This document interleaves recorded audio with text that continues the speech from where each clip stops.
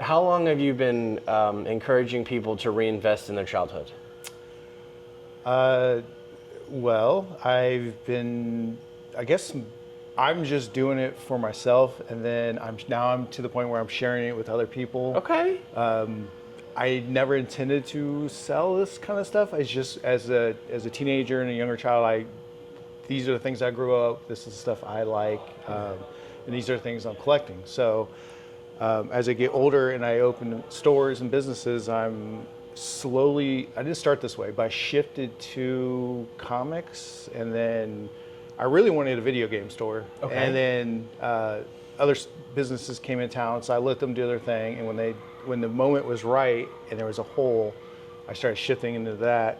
And then I'm like, hey, toys kind of go with comics, movies go with this, music goes with this. So I just kind of combined all the things that made sense as a collector for a store to have and offer that. So that wasn't the original intention, but this is what it's evolved to. And I think when you come into my store, it's unique because it's not all one thing. It's not just all comics, or it's just not all video games. Now it's, as your nerdum shows you, that you collect more than just comics or toys and games, and you collect pretty much all of that. So why is there not a place that has all that for you? And that's what I'm trying to do. I need to know if you had acquired and saved lots of money and almost got whatever you wanted, and then there was a point where it was too much, or was it, I have like 2 of these things and I can maybe share one? How did that start? Well, when you start off, you have to realize that if you're selling this stuff as a collector, you cannot collect anymore. Everything is for sale. You have to give up doing that. Okay. If you're going to be successful, because I know a lot of people who have opened similar stores, and over the years they'll either like bring stuff into their store that is their stuff that's not for sale, and that just makes people mad. So what I tell people who want to do these kind of things is like, you have to learn to let go. No more collecting for you. Everything's for sale. And that's the only way you're going to work, because if somebody comes in and they're trying to sell me things for me to resell, I can't put my emotion into buying that. Okay. I have to think very practically about. So there's no doubles. There's no like, I have this for me, one for them. No, I honestly at this point I've sold everything I've owned 100 times over. I only keep things that people gift me at this point. That's great. So if somebody gives me something, I'm keeping it. Otherwise, if I'm buying something for myself, I say buying something for myself, but really in my mind, I'm like, I'm going to hold this for a couple of years and sell it down the road. Money out of it. Sure. I like to, I don't know, rent my childhood to myself to sell at a later date. I heard a story of just being curators. Essentially, we're all curators of something, and it's the way to take the best care of something and to enjoy it and get the best time out of it, but also know that later on down the line it's going to go to somebody else. Whether that's something that somebody gives you as a family member, hey, I had this in my childhood, or I had this for a long time and it brought me great memories, or if it's indeed to keep something to know at a later date, you might, it might be very important to somebody else, and then you can make that transaction at that time. Well, we also, as collectors, we're very fickle. So like, today we're into this and the next day we're into that. And so my mentality for it is, bring me all the stuff you don't want anymore, stuff you're giving up, and take my money or take my credit and collect the thing you're collecting now. And it's kind of the cycle of life here is people are into a thing for a period of time, and then it moves on to the next thing, and it just keeps going. And it's just a recycle of your childhood or your things you love. And that's what we do here. We just recycle your fandom over and over and over. Awesome. There is an age-old saying, and I think that we're only a couple years apart. I'm 41 now. Yeah. According to my wife. Yeah. So we're a couple years apart. But malls have been dead since the 90s, but yet you not only have a successful store in this walkway, but you also have a couple other stores. How is it if the mall's dead? If the mall's dead, how are you still thriving? Well, so in my brain, I assumed that when you got to the mall, that was the pinnacle of commerce. Like you got to the highest point you could be. And then when we get here, we realize that's not really what's going on with the mall anymore. So while it's still busy out here, it's just not busy as in the way it used to be. So when COVID hit out here, we were shut down for several months, and there was just no customers out here. So we had to adapt. So what I started doing is I started thinking I need to get all my eggs out of one basket and start shifting to other things, because this might die. Doing this kind of business is already super fragile. It's really hard to do. So during that period, I decided to open a candy store here in the mall. And so I got Sweet Dreams Candy.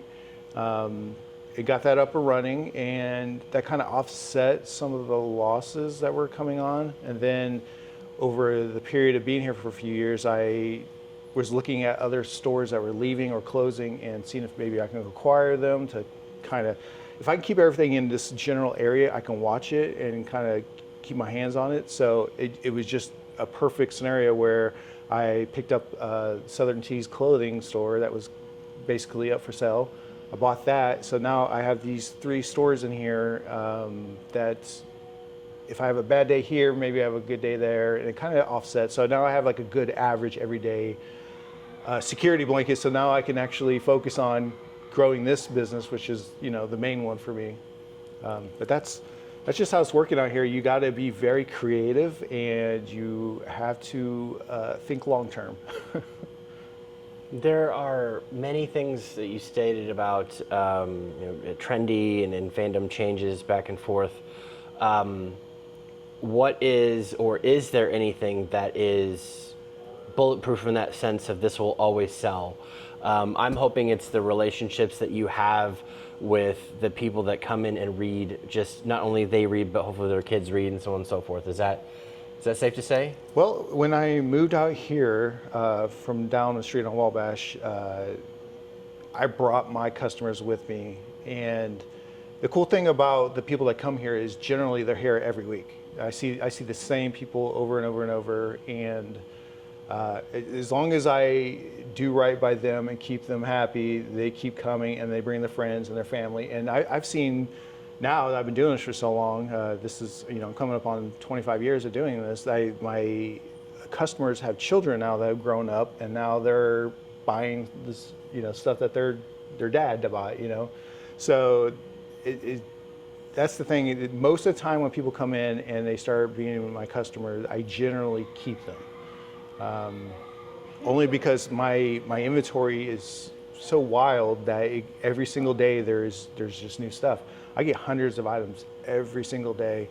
It is a logistical nightmare in here, and there's so much stuff. And you have to come through a few times just to see it all, because people walk through, and then the next time they're like, "Oh, did you get something new over here?" I'm like, "No, you just there's just so much, you got to look."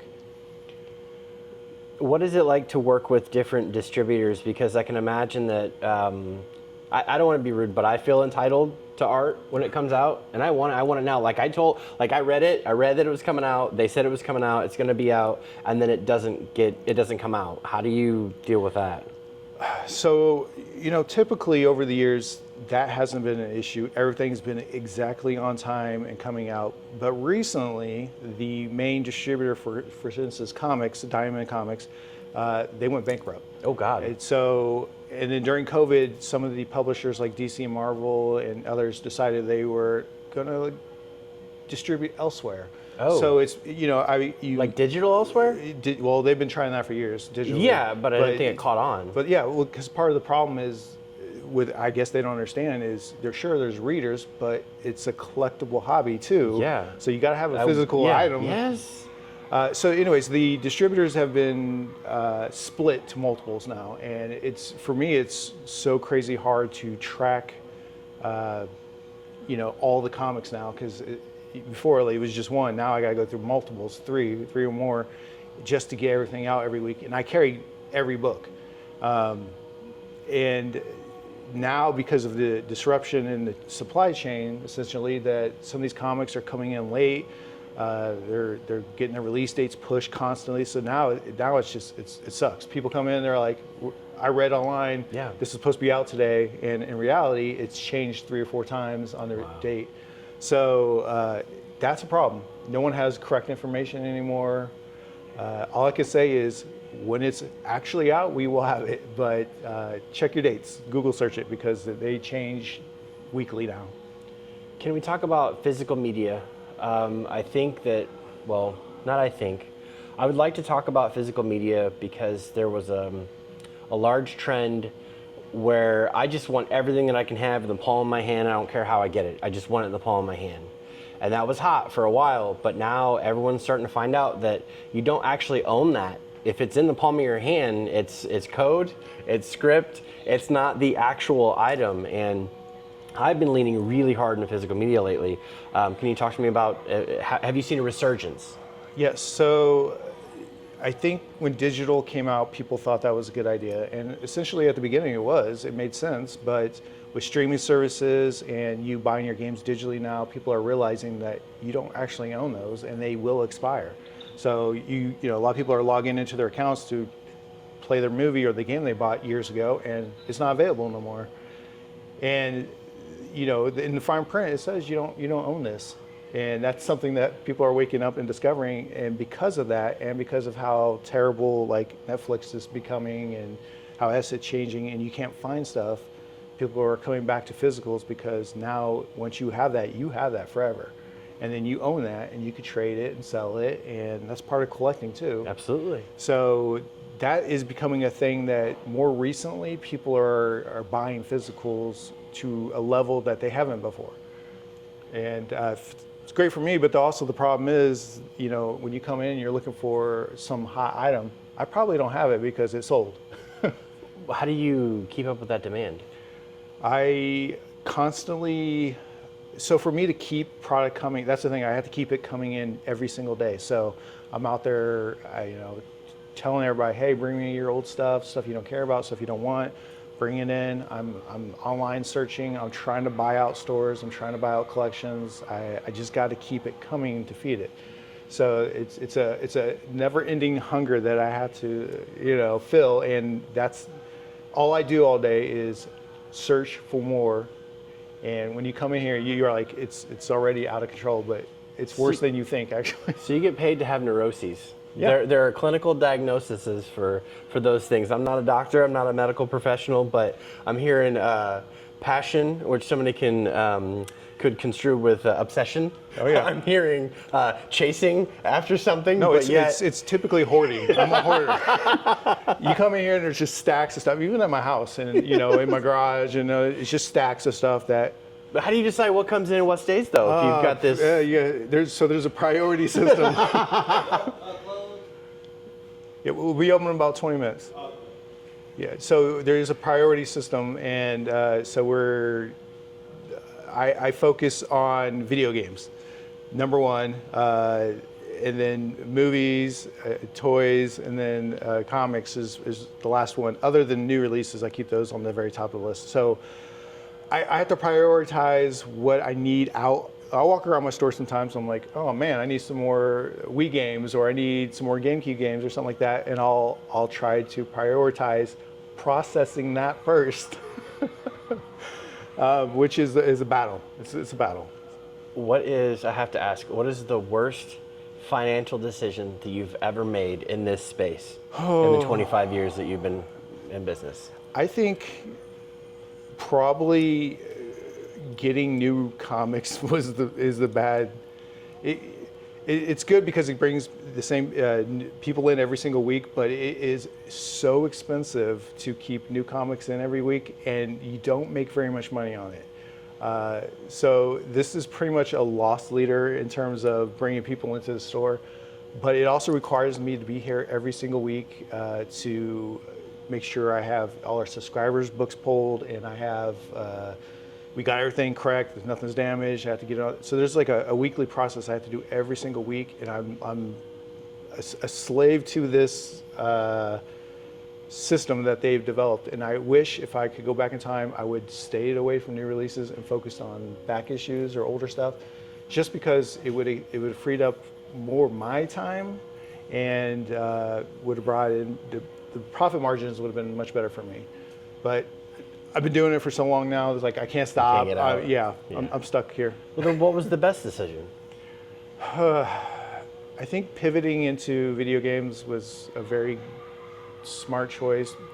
One, because I cared about it, and two, I had knowledge on it, and it just our area is hungry for that. Absolutely. I mean, we at one point there was Game Crazy and Game Exchange and Family Video and Blockbuster. Like all these things were there, and then just one by one they all fell off. If you go and you search online about how many comic book stores are in a town or how many video game stores are in a town, we have a crazy amount in our area compared to other towns.